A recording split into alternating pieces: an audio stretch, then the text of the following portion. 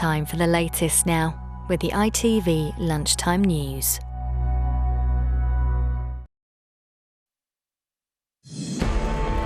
Urgent investigations into claims Russia has used chemical weapons in Mariupol. Western intelligence believes Putin has a deadline to capture the port city so he can focus his battle elsewhere in Ukraine.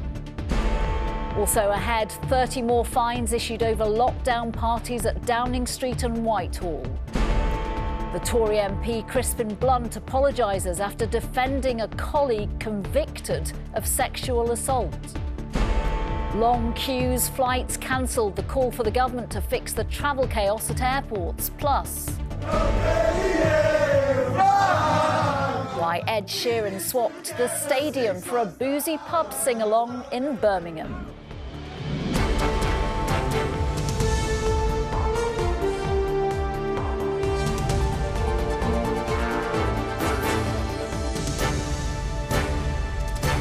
This is the ITV Lunchtime News with Nina Hossain.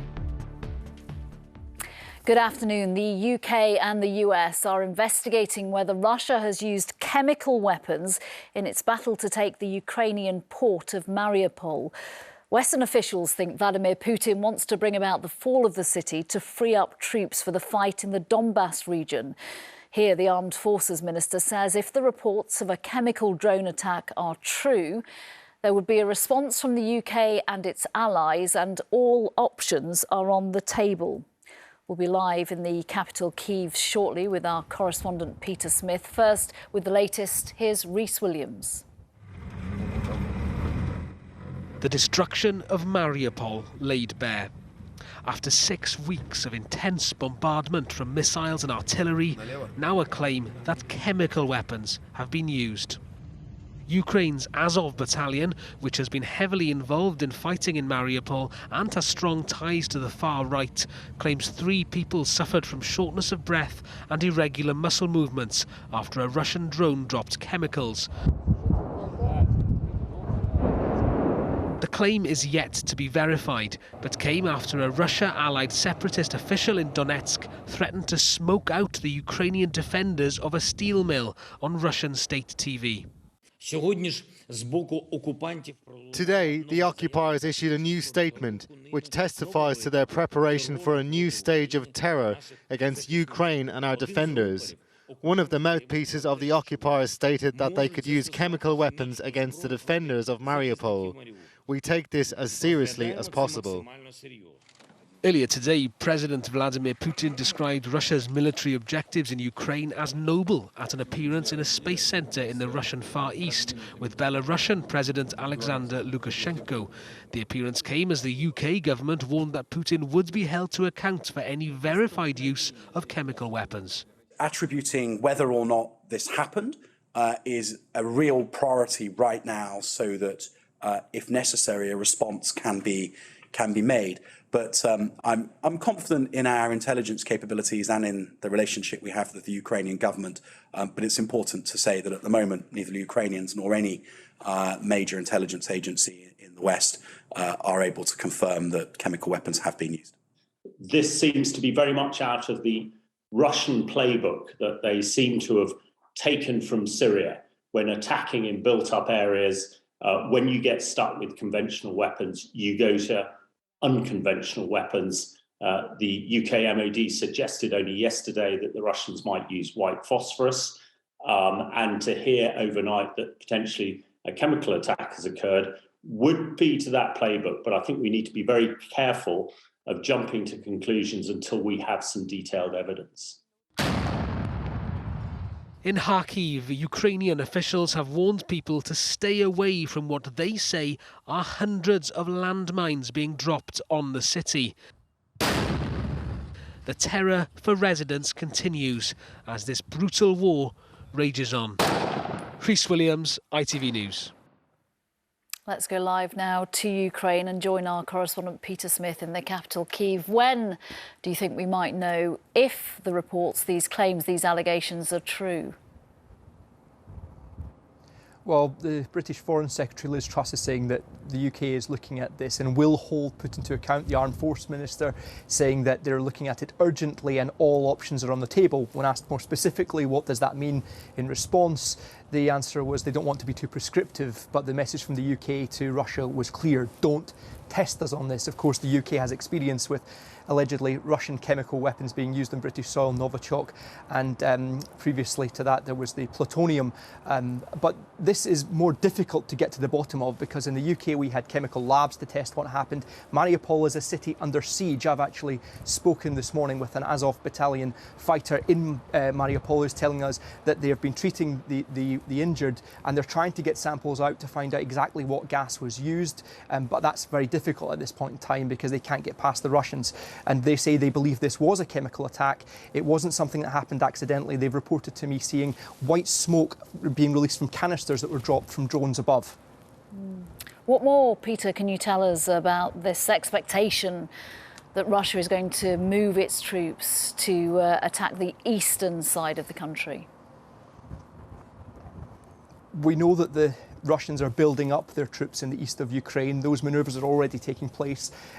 Satellite imagery showing tanks getting into position. We expect that that's going to happen imminently. There were reports this morning of troop manoeuvres in the Donbass region already. But what we're seeing from these chemical attacks, it's frightening. We're hearing reports of people fainting, having respiratory problems, blackouts, and that is certainly an escalation. But we've already seen utter devastation and the allegations of civilian atrocities from conventional weapons, bombs and bullets, artillery shells doing enough damage. So given what we've seen already from the areas that Russia has retreated from, we can only imagine what horrors are hidden behind Putin's lines in areas in the east like Mariupol. Peter Smith, thank you very much for that update. Thank you.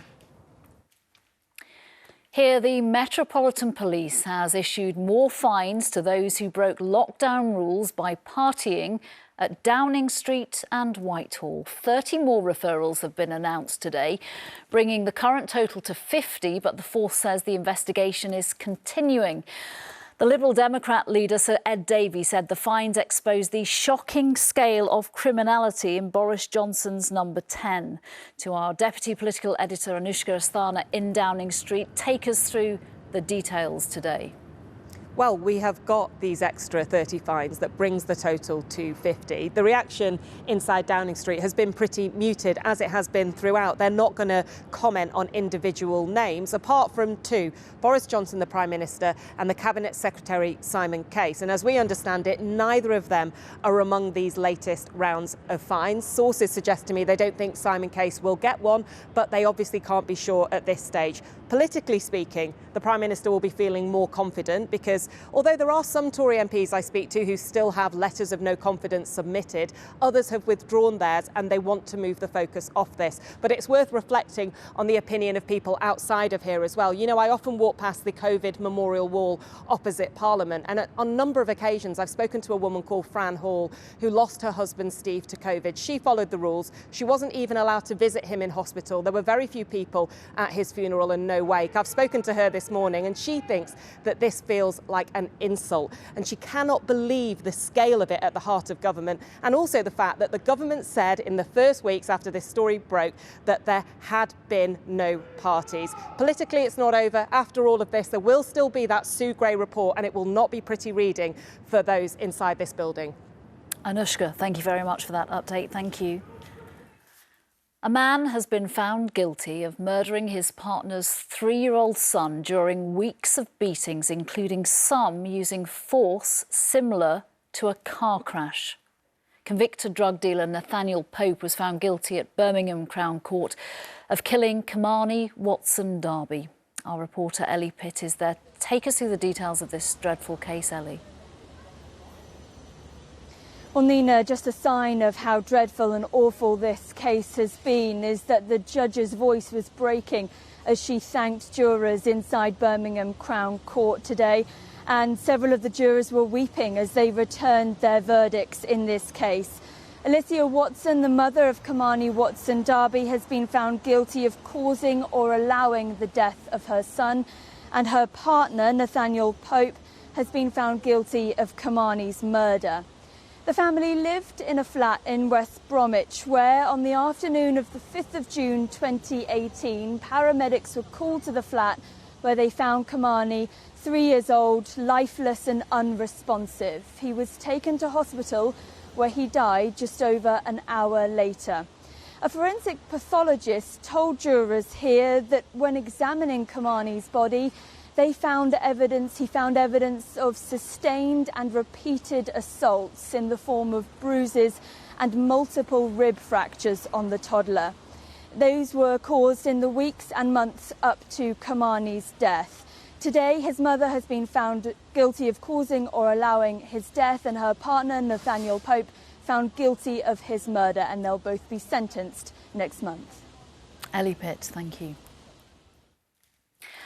The Conservative MP Crispin Blunt has apologised this morning after being criticised for defending a convicted sex offender. The offender in question was the Wakefield MP, Imran Ahmed Khan, who was found guilty yesterday of assaulting a 15-year-old boy. Blunt said Khan was a victim of a dreadful miscarriage of justice. With the details, here's our political correspondent, Libby Vina.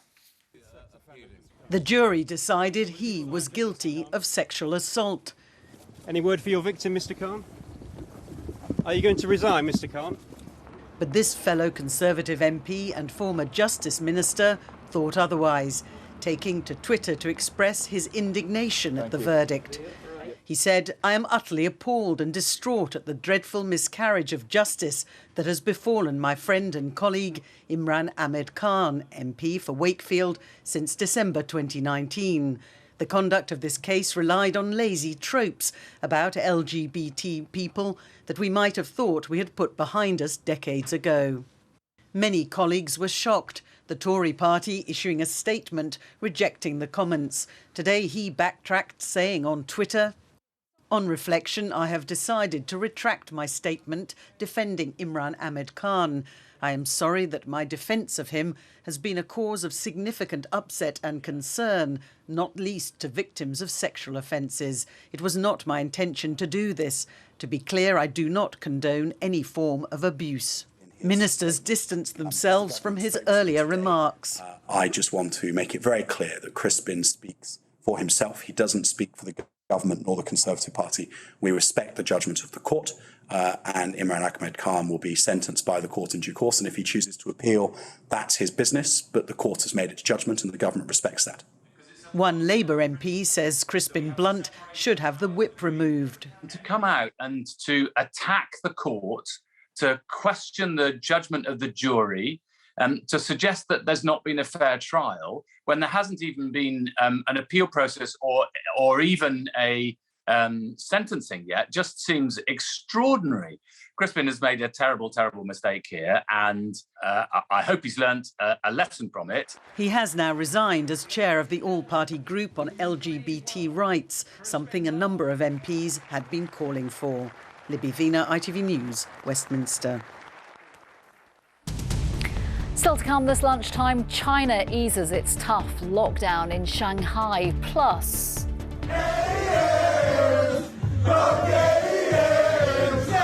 pool and pints in a pub with Ed.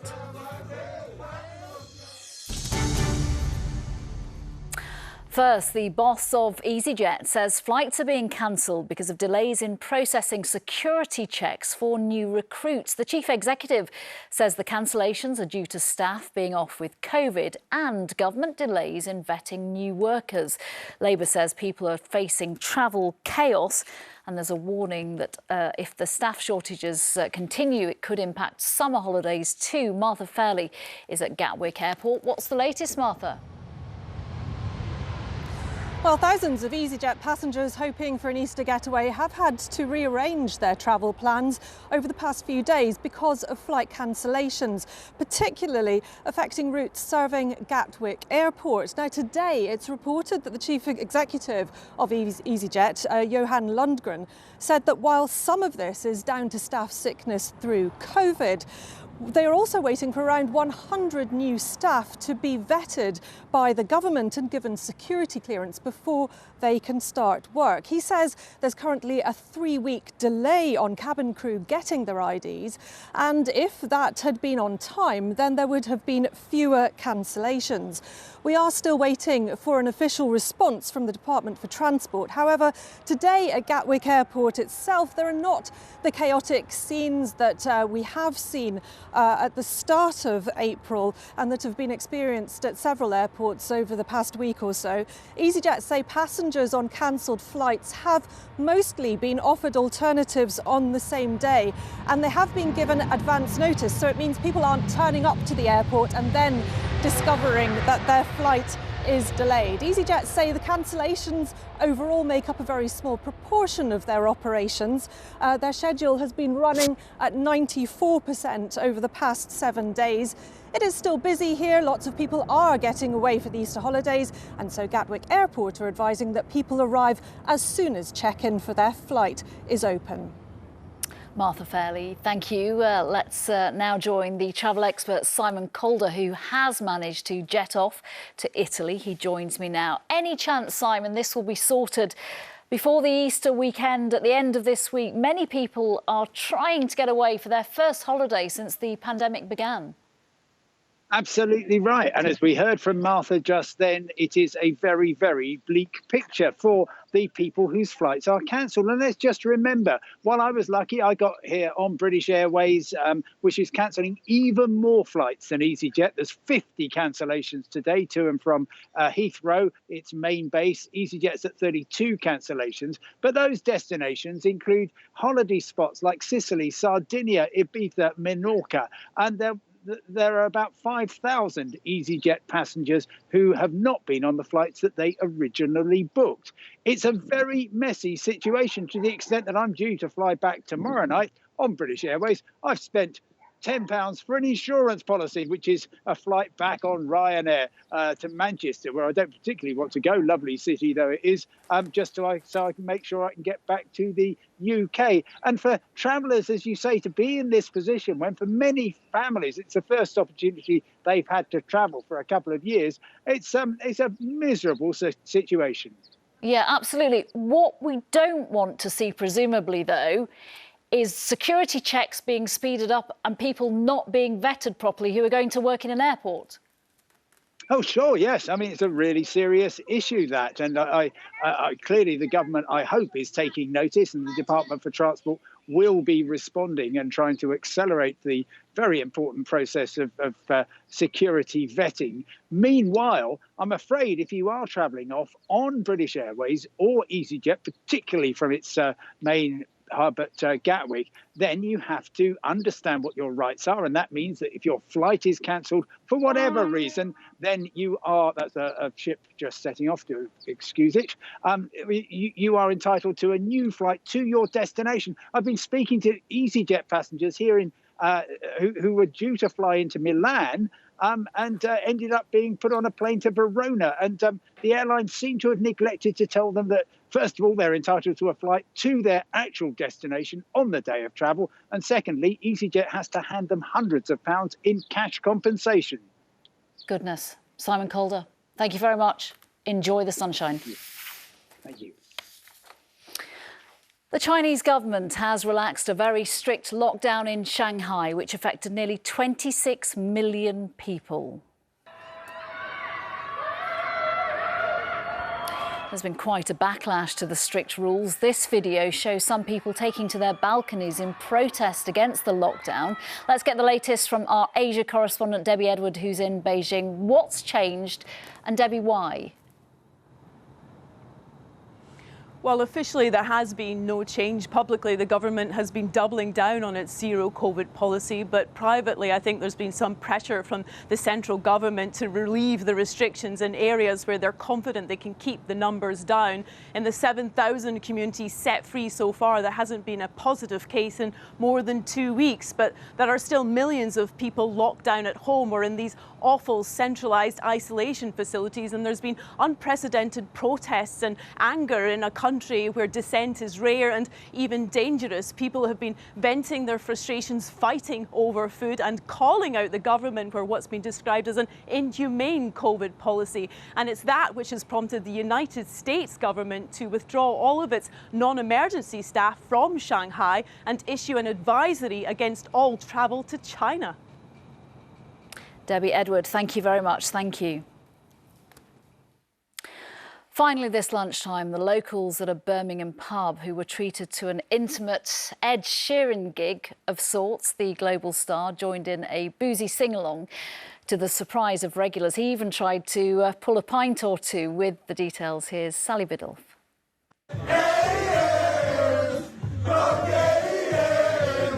Not your average night at the pub with a pint shooting some pool. Oh no, your drinking buddy tonight is global superstar Ed Sheeran. Yes, that really is him joining a sing-along at the Roost pub in the Small Heath area of Birmingham. He dropped in with his mate, the rapper and pub local JK, much to the surprise of the Sunday night crowd. He was absolutely sound, great to everyone, having a laugh and a joke and a game of pool with the lads, says landlord Ian Connor. He was absolutely brilliant, as good as gold, really down to earth. Thirsty work though, all that pool and singing, so Mr Sheeran hopped behind the bar and pulled his own pint, joking to the landlord that he should pay him as staff. And all this after a slap-up Indian meal in town at Ash's restaurant, a favourite of movie star Tom Cruise too. It was quite the Birmingham tour for Ed Sheeran and only ended when last orders were called. Sally Biddulph, ITV News. We're just going to end today's programme with some significant breaking news that's just come into us from the Metropolitan Police on their investigation into lockdown parties at Downing Street and Whitehall that we talked about earlier on in the programme. Well, ITV News now understands that both the Prime Minister, Boris Johnson, and the Chancellor, Rishi Sunak, will be among those to be given a fine. That comes after today's announcement that officers said another 30 fines will be issued, bringing the total up to 50. For all the latest on this, head to our website and other social media channels. And of course, Mary will have the full reaction to that breaking news on the ITV Evening News at 6:30 from me. Bye-bye.